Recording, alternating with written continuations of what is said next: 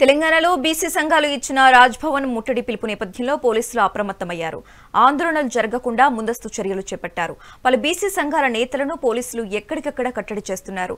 రాజేంద్రనగర్ పరిధిలో బీసీ విద్యార్థి రాష్ట్ర నాయకుడు రామకృష్ణను పోలీసులు ముందస్తుగా అరెస్టు చేశారు.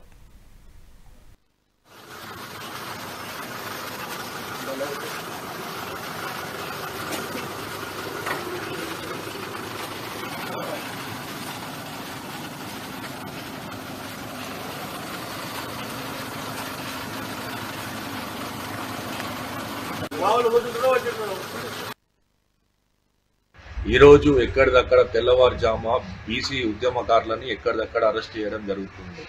ఈ బీసీ 42% రిజర్వేషన్లు అమలు చేయాలని చెప్పి అన్ని రాజకీయ పార్టీలు మద్దతు ఇచ్చినప్పటికీ కూడా తెల్లవారుజామున పోలీసులు ఎక్కడిదక్కడ ఉద్యమకారులని 5 గంటలకే వచ్చి ఇంటికి వచ్చి మరి అరెస్ట్ చేయడం జరుగుతుంది.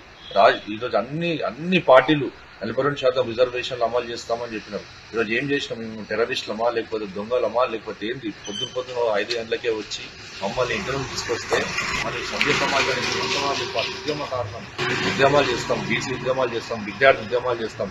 మమ్మల్ని పొద్దున తెల్లవారుజామున 5 గంటలకు తీసుకురావాల్సిన అవసరం ఏముంది? ఈరోజు రాష్ట్ర ప్రభుత్వాన్ని డిమాండ్ చేస్తా ఉన్నాం.